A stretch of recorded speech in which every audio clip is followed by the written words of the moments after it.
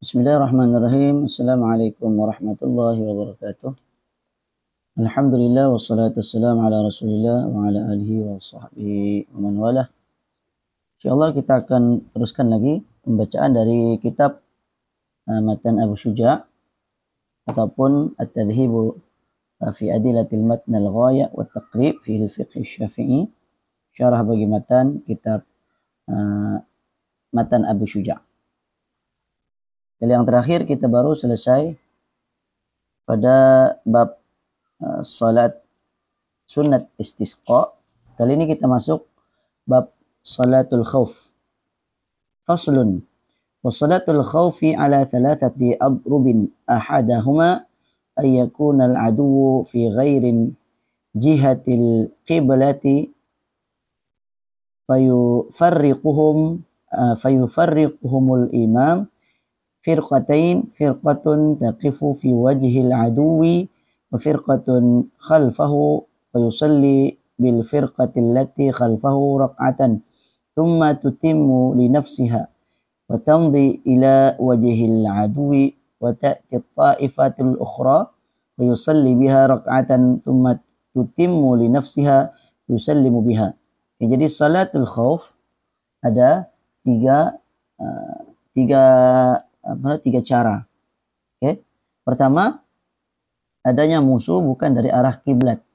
Dalam hal ini imam memisah, maksudnya dia terpisah dengan makmum dalam dua kelompok ataupun dua shaf lah. Kelompok yang pertama berdiri menghadap musuh, sedang kelompok yang kedua di belakangnya. Imam salat dengan kelompok yang kedua. Imam salat dengan kelompok kedua 1 rakaat. Kemudian kelompok yang kedua menyempurnakan salatnya sendiri dan terus menghadap musuh. Kelompok pertama datang dan imam salat 1 rakaat dan kelompok pertama menyempurnakan salatnya dan imam mengucapkan salam dengan kelompok yang pertama. Oke.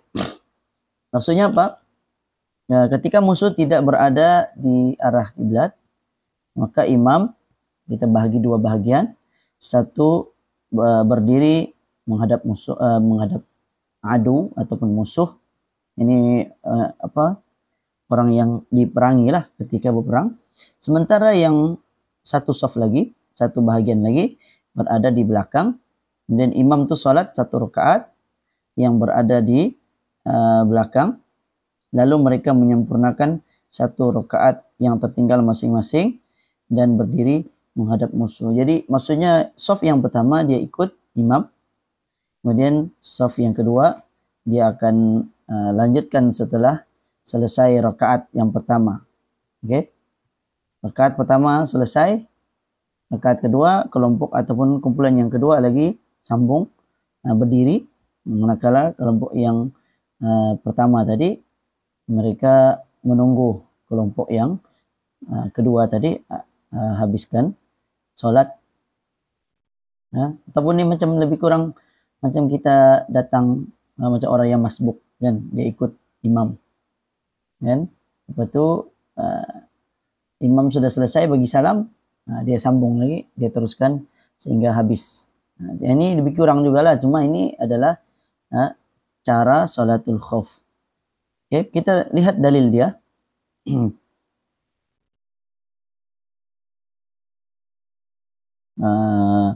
Imam Al-Bukhari dan Muslim dan yang lain-lain yang meriwayatkan dari Sahih bin Khawwat dari sahabat yang menyertai Rasulullah sallallahu alaihi wasallam ketika mengerjakan salat khauf pada ketika peristiwa peperangan Dzatur Riqa.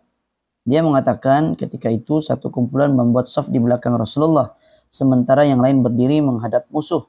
Nabi sallallahu alaihi wasallam salat bersama shaf yang di belakang 1 rakaat lalu diam berdiri. Okay. Jadi masa tu sahabat Nabi dia ceritakan bahawa satu kumpulan dia buat shaf di belakang Rasulullah, kemudian yang satu lagi menghadap musuh. Okay. Contohnya di depan, musuh di depan. Jadi mereka satu shaf tu dia tengok musuh. Lepas tu satu shaf lagi bersama Nabi sallallahu alaihi wasallam sholat. Sedangkan para makmum menyempurnakan sholat mereka masing-masing dan bergegas berbaris menghadap musuh. Kemudian datang kumpulan yang lain yang belum lagi sholat. Nabi SAW pun sholat 1 rakaat yang tertinggal dengan mereka. Lalu diam, duduk menunggu. Sementara mereka menyempurnakan sholat mereka yang tertinggal. Dan terakhir sekali memberi salam bersama-sama dengan Nabi. Okay? Jadi Nabi SAW sholat diikuti oleh diikuti oleh saf yang pertama tadi. Jadi lepas Nabi sembahyang 1 rakaat, lepas tu Nabi tunggu, masuk lagi saf yang kedua. Saf yang pertama tadi mereka lanjutkan salat mereka sendiri sampai tahiyat akhir. Kemudian sambung lagi berapa saf lah, ada 2 ini lebih kurang ada 2 saf kalau 2 rakaat. Jadi kenapa 2 rakaat? Sebab ini mungkin salat secara qasar lah kalau zuhur kan. Sebab dia salatul khauf ni keadaan dia ketika peperangan, dan peperangan juga biasanya ada kaitan dengan musafir, maksudnya perjalanan yang jauh. Mungkin mereka berada di tempat peperangan yang jauh, maka mereka salat contohnya zuhur 2 rakaat dan ataupun asar 2 rakaat secara qasar. Jadi Nabi salat 1 rakaat diikuti oleh saf yang pertama, lepas tu sampailah saf yang kedua. Sampai ke duduk rakaat pertama, lepas tu rakaat yang kedua tu saf yang pertama tadi selesaikan sendiri. Mereka tunggu sampai tahiyat akhir. Kemudian saf yang baru masuk, yang belum lagi mulakan solat, dia sedang berjaga tadi, masuk ikut Nabi untuk Nabi rakaat yang kedua, mereka rakaat yang pertama. Begitu. Lalu setelah tahiyat tu, maka kelompok yang baru ikut Nabi tadi mereka selesaikan dulu, mereka berdiri, selesaikan dahulu. Dia ada 2 cara lah, sama ada bagi salam dengan Nabi sama-sama, ataupun satu lagi dia mufaraqah, ataupun bukanlah kira mufaraqah, dia tetap dikira sebagai berjemaah. Cuma dia selesaikan salam dia, kemudian kalau sekiranya imam sudah memberi salam terlebih dahulu. Itu cara yang pertama. Wathani ay yakuna al-aduwwu fi jihatil qiblati fayasiffuhumul imamu saffain wa yahrumu bihim fa idza sajada ma'ahu ahadun as-siffaini wa waqafa as-saffu al-akhar wa yuhrusuhum fa idza rafa'a sajadu wa lahiquhu. Yang keduanya, musuh berada di arah kiblat, imam membariskan makmum dalam keadaan 2 baris dan melakukan takbiratul ihram semuanya serentak. Apabila imam sujud, maka ia sujud dengan salah satu saf. Ini saf depan akan ikut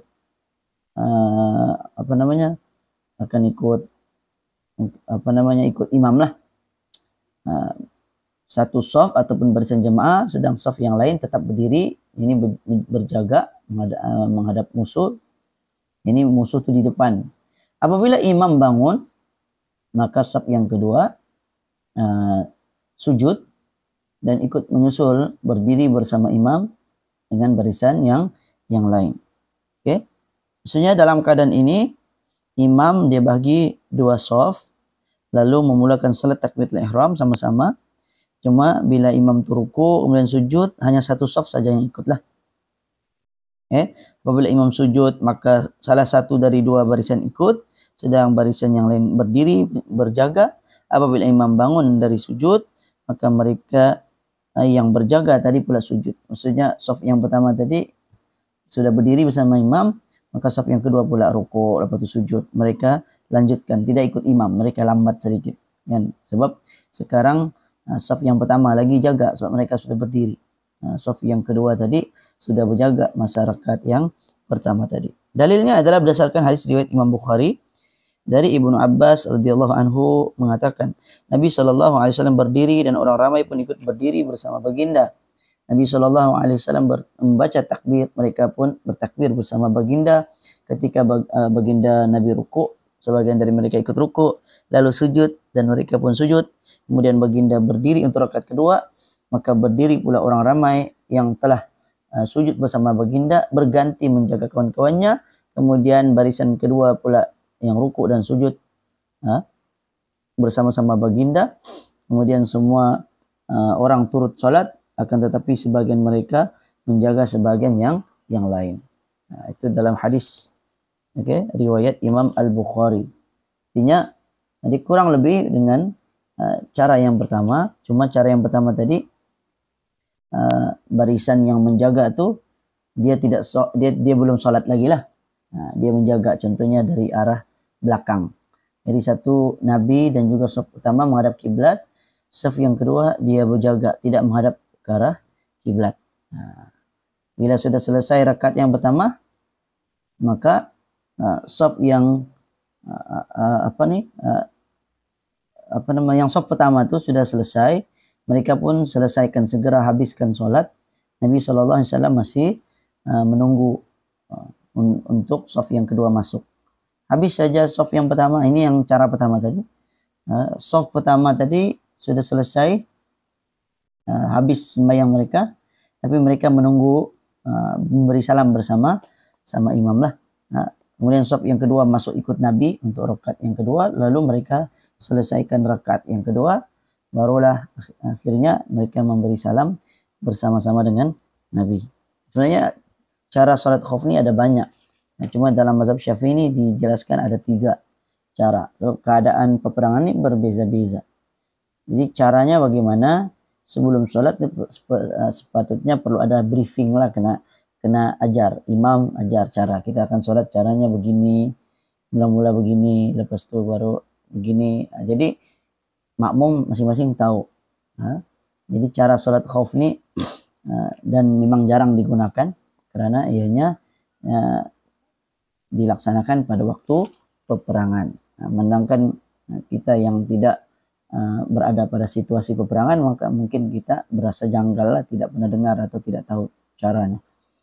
Seperti mana orang yang mungkin tidak pernah ikut sembahyang ataupun tidak pernah buat jamak qashar, mungkin akan rasa susah untuk melakukannya karena tidak biasa. Dan kita masuk cara yang ketiga. Watsalitsu an yakuna fi syiddatil khauf waltihamil harbi fayusalli kaifa amkanahu rajilan aw rakiban mustaqbilal qibla wa ghaira mustaqbilin laha. Yang ketiga, situasi dalam keadaan yang menakutkan, perang yang sedang berkecamuk, maka sesiapa pun hendaklah salat sebisa atau semampunya, baik dalam keadaan sambil berjalan kaki atau dalam keadaan rakiban menaiki kendaraan, mustaqbilal qiblah menghadap kiblat, atau ghair mustaqbilin laha atau tidak menghadap ke arah kiblat. Jadi ini maksudnya caranya lagi tidak teratur lah, dan mungkin bagi takbiratul ihram sama-sama, lepas itu masing-masing salat sendiri. Yang penting takbiratul ihram sama dengan imam. Allah Subhanahu wa taala berfirman dalam Al-Qur'an, "Hafidhu 'alas salawati was salatil wusta wa qumu lillahi qanitin. Fa in khiftum farijalan aw rukbanan, fa idza amintum fadhkurullaha kama 'allamakum ma lam takunu ta'lamun." Peliharalah kamu yang dikerjakan dengan tetap dan sempurna pada waktunya segala salat fardu, khususnya salat wusta, yakni salat asar, dan berdirilah kerana Allah dalam salat kamu dengan taat dan khusyuk. Dan jika kamu takut, ini dalam keadaan berperang, maka salatlah sambil berjalan atau berkendaraan. Kemudian apabila kamu telah aman sentosa, ini selesai peperangan, maka hendaklah kamu mengingati Allah, mengerjakan salat dengan cara yang lebih sempurna seperti mana yang telah Allah ajarkan. Allah telah ajarkan kamu apa yang kamu tidak ketahui. Surah Al-Baqarah ayat 238-239. Dalam hadis riwayat Imam Al-Bukhari meriwayatkan dari Ibnu Umar tentang tata cara salat khauf. Ini Ibnu Umar mengatakan, apabila keadaan sangat genting, maka para sahabat pun salat sambil berjalan di atas kedua kaki mereka atau sambil berkendaraan, seraya menghadap kiblat atau tidak menghadap kiblat. Imam Malik mengatakan, saya tidak mengetahui Abdullah bin Umar berkata demikian melainkan dari Rasulullah Sallallahu Alaihi Wasallam. Maksudnya Imam Malik mengatakan dalil ini datang dari Rasulullah SAW, bukan ucapan Abdullah bin Umar. Walaupun dalam riwayat Imam Al-Bukhari mungkin kata-kata ini dari Ibnu Umar, yang mana Ibnu Umar sudah tentu mengambilnya dari Rasulullah lah. Jadi ini cara yang ketiga, ini caranya lebih fleksibel, yakni kita boleh sholat dalam keadaan berjalan ataupun berkendaraan. Ini ketika sedang sholat, peperangan sedang berkecamuk, maka tidak ada cara lain melainkan sholatlah dalam keadaan apa jua cara. Okay. Jadi demikian 3 cara, tata cara sholat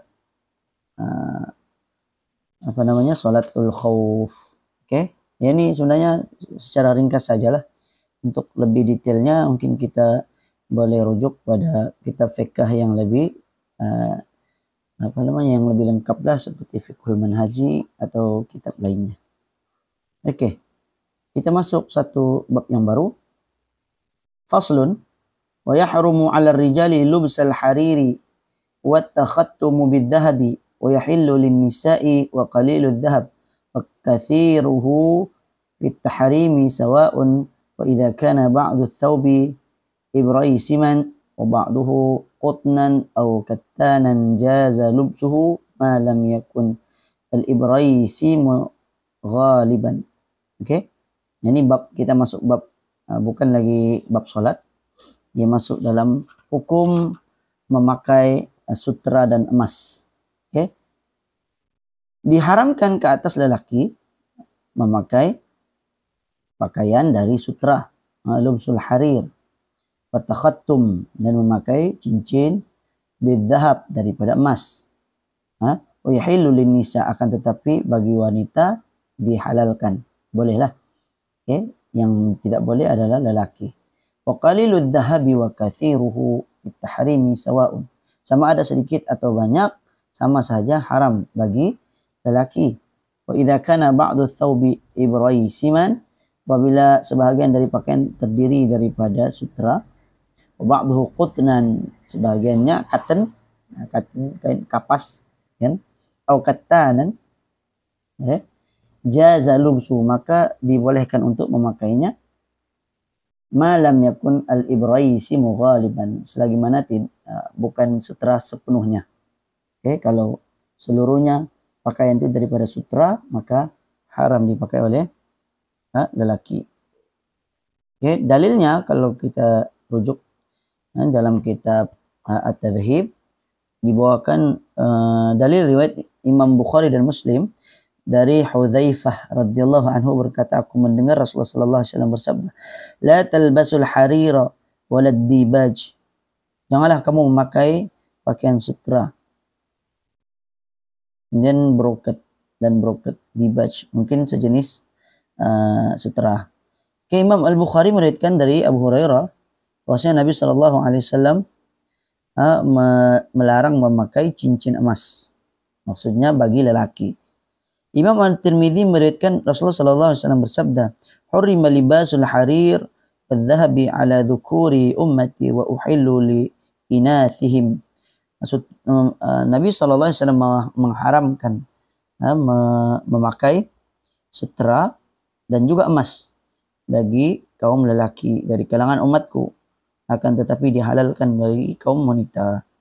Apabila sebahagian pakaian diperbuat dari sutra dan sebahagian yang lain diperbuat dari kapas atau linen, maka lelaki dibolehkan memakainya selama bahagian sutra tidaklah lebih banyak. Kalau sepenuhnya daripada sutra, maka tidak boleh. Ini berdasarkan hadis riwayat Al-Bukhari dan Muslim dari Umar radhiyallahu anhu berkata bahwa Nabi sallallahu alaihi wasallam melarang memakai pakaian sutra kecuali seperti ini. Baginda pun menunjukkan dengan kedua belah jari telunjuk dekat dengan ibu jari. Rawi menerangkan bahwa maksud baginda menurut kami adalah garis-garis yang berada di pinggir baju dan sebagainya yang ditunjukkan. Nah, Nabi SAW tunjukkan kalau sekiranya pakaian itu ada bercampur dengan selain sutra. Jadi demikian untuk hari ini. Insyaallah nanti kita akan sambung lagi masuk dalam bab salat jenazah. Oke, bab salat jenazah.